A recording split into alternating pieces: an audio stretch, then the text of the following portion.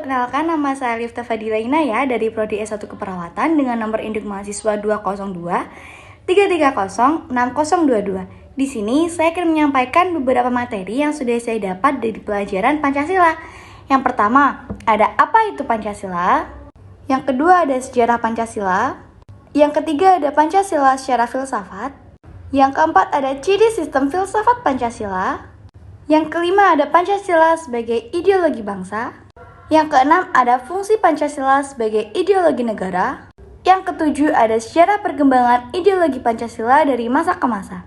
Dan yang terakhir ada Pancasila sebagai etika politik. Nah, yang pertama ada apa itu Pancasila? Apa sih Pancasila itu?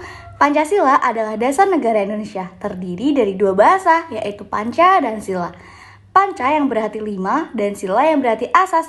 Pancasila merupakan rumusan dan pedoman kehidupan berbangsa dan bernegara bagi seluruh rakyat Indonesia. Selanjutnya ada sejarah Pancasila. Sejarah Pancasila berawal dari kekalahan Jepang pada Perang Pasifik tahun 1945. Bermula dari peristiwa dalam sidang BPUPKI Dokuritsu Junbiko Sakai atau Badan Penyelidik Usaha-Usaha Persiapan Kemerdekaan Indonesia atau BPUPKI resmi dibentuk.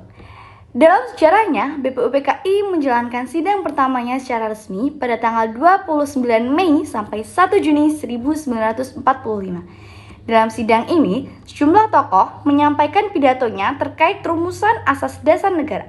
Selanjutnya, pada tanggal 1 Juni 1945, Soekarno memperkenalkan 5 sila yang terdiri dari 1. Kebangsaan Indonesia, 2. Internasionalisme atau perkemanusiaan, yang ketiga ada mufakat atau demokrasi, yang keempat kesejahteraan sosial, dan yang kelima ketuhanan yang Maha Esa. Momen ini dijadikan momen pertama di mana Pancasila diperkenalkan. BPUPKI lalu membentuk panitia 9 untuk merumuskan lebih rinci tentang rumusan Pancasila sebagai dasar negara. Selanjutnya ada Pancasila secara filsafat. Pancasila secara filsafat mengandung pandangan, nilai, dan pemikiran yang dapat menjadi substansi atau isi pembentukan ideologi Pancasila. Filsafat Pancasila dapat didefinisikan secara ringkas sebagai refleksi kritis dan rasional tentang Pancasila sebagai dasar negara dan kenyataan kebudayaan bangsa, dengan tujuan untuk mendapatkan pokok-pokok pengertiannya yang mendasar dan menyeluruh. Pancasila dikatakan sebagai filsafat karena Pancasila merupakan hasil perenungan jiwa yang mendalam yang dilakukan oleh the founding father kita, yang dituangkan dalam suatu sistem. Filsafat Pancasila memberi pengetahuan dan pengertian keilmiahan, yaitu tentang hakikat dari Pancasila. Selanjutnya ada ciri sistem filsafat Pancasila.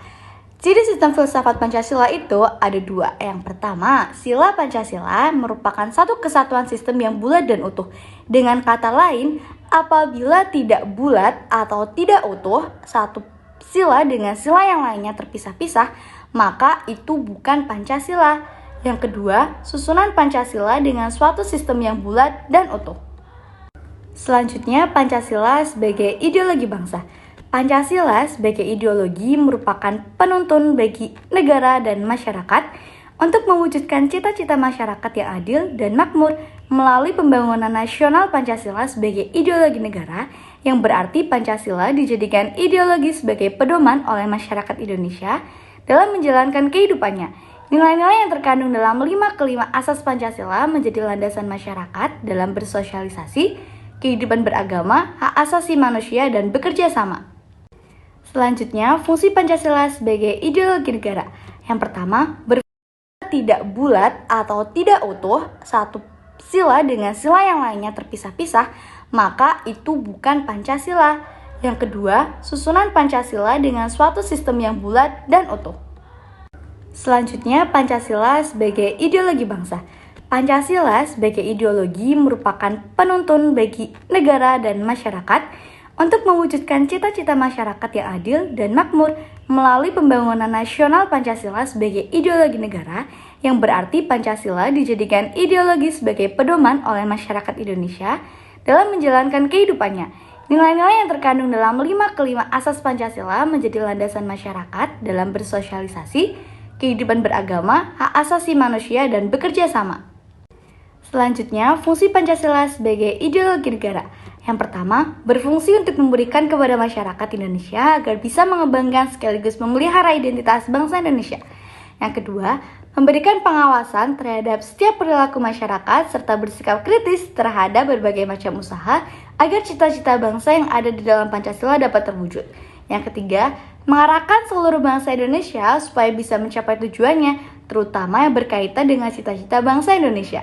Yang keempat, memelihara, memperkuat, serta menyatukan semua bangsa Indonesia agar menjadi satu kesatuan. Sehingga pemersatuan bangsa Indonesia tetap harus terjaga dan mengurangi terjadinya konflik antar sesama masyarakat. Yang kelima, berfungsi untuk dijadikan sebagai pedoman kehidupan berbangsa, bernegara bagi bangsa Indonesia, sehingga kehidupan bermasyarakat dapat dijalani dengan harmonis. Selanjutnya ada sejarah perkembangan ideologi Pancasila dari masa ke masa. Yang pertama, ideologi Pancasila pada zaman Orde Lama. Yang kedua, ideologi Pancasila pada zaman Orde Baru. Yang ketiga, ideologi Pancasila pada zaman Reformasi. Selanjutnya ada Pancasila sebagai etika politik. Etika politik Pancasila mengamanatkan bahwa Pancasila sebagai nilai-nilai dasar kehidupan bernegara, bermasyarakat, dan berbangsa harus dijabarkan dalam bentuk perundang-undangan, peraturan, atau ketentuan yang dibuat oleh penguasa. Sekian dari saya, apabila ada salah kata, saya mohon maaf yang sebesar-besarnya. Bye guys!